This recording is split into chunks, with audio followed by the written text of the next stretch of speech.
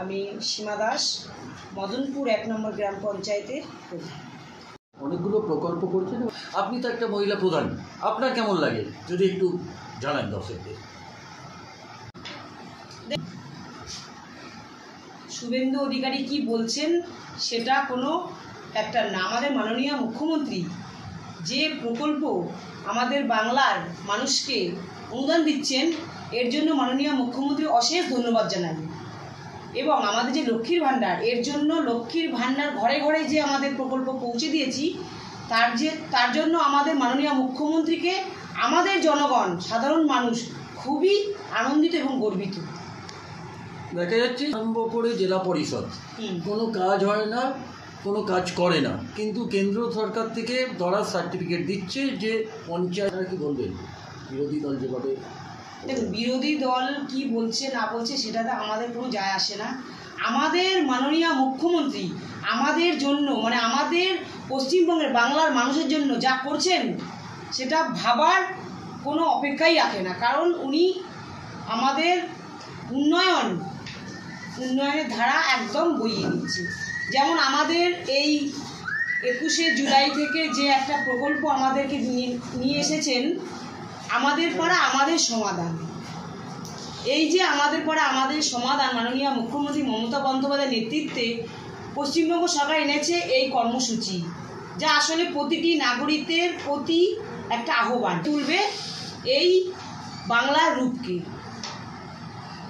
আপনার এখানে আমাদের এই মদনপুর 1-এ যেভাবে রাস্তাঘাট,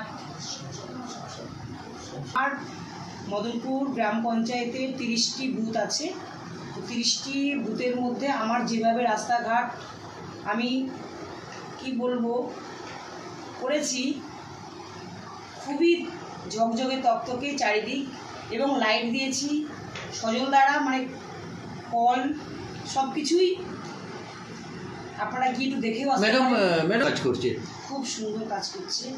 এত অ্যাক্টিভিটি মানে ভাবা যাবে না। প্রতিটা মিটিংয়ে আসে এবং খুব কাজ করে, প্রতিদিনই মানে পঞ্চায়েতে আসে, কাজকর্ম জনগণের জন্য করছে। প্রতিটি বাড়িতে কদিন আগে আমাদের জনসংযোগ ছিল, প্রতিটি বাড়িতে বাড়িতে গিয়ে মেম্বাররা জনসংযোগ করেছে। চুপ করে ভোট কর কি হলে মানুষের আরও উপকার হতো, কিংবা আপনার পঞ্চায়েতের আরও ভালো হতো, কোন জিনিসটা করলে? আমার এখানে কোনো কিছুরই সমস্যা নেই, কিন্তু আমাদের মাননীয় মুখ্যমন্ত্রী যে প্রকল্প নতুন এনে দিয়েছেন, প্রতিটা বুথে 10 লক্ষ করে টাকা উনি বরাদ্দ করেছেন। তো আগামী দিন আমাদের ক্যাম্প আছে, 3টে বুথ নিয়ে একটি ক্যাম্প। ওই ক্যাম্পে সাধারণ মানুষ নিজেরাই ওইখানে গিয়ে জমা দেবেন, কার রাস্তা লাগবে, কার ড্রেন লাগবে, কোথায় আলো লাগবে, কোথায় জল লাগবে, প্রতিটি জিনিস ওনারা নিজেরা গিয়ে আমাদের ওই ক্যাম্পে জমা দেবে। এবং ওখানে আমাদের প্রতিটি নেতৃত্ব থেকে শুরু করে, মেম্বার থেকে শুরু করে, এবং আমাদের বিডিওর আধিকারিক এবং পঞ্চায়েতের আধিকারিক সকলেই ওখানে থাকবেন, ওনারা ওখানে কাজ করবেন। আচ্ছা, সব প্রকল্পগুলো মানুষ সেখানে আপনার পঞ্চায়েতের মানুষ অবশ্যই পেয়েছে। মানে সব থেকে বেশি চাহিদা কোন? থেকে বেশি চাহিদা লক্ষ্মীর ভাণ্ডার তো আছেই, ওটা তো কোনো বলার অপেক্ষাই রাখে না। আর বৃদ্ধ ভাতা, বিধবা ভাতা, জয় জোয়ার, তপশিলি বন্ধু, মানে এগুলো মোটামুটি সবগুলো আমার এই পঞ্চায়েতে সমব্যথী প্রচুর পরিমাণে মানে আমি অনুদান দিয়েছি। তো আপনার 2026 আবার শ্রমিক ভট্টাচার্য, যিনি নতুন রাজ্য সভাপতি, তিনি বলছেন যে মানে মুসলিমও চাই, হিন্দু। দেখুন, বিরোধী দলনেতারা কি বলছেন সেগুলো নিয়ে আমরা ভাবছি না।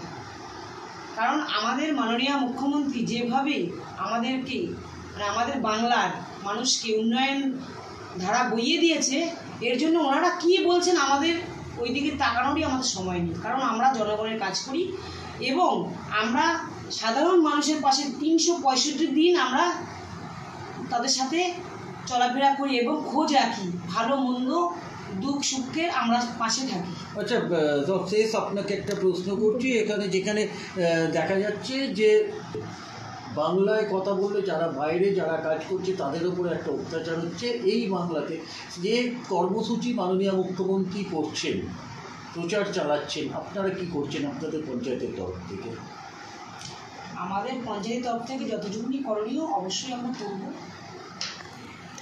এসআইআর বা সিএ এনআরসি নিয়ে কি এখনো আপনার দপ্তরে কোনো মানুষ এসেছে ভয়ভীত হয়ে? না, এখনো পর্যন্ত কেউ আসেনি।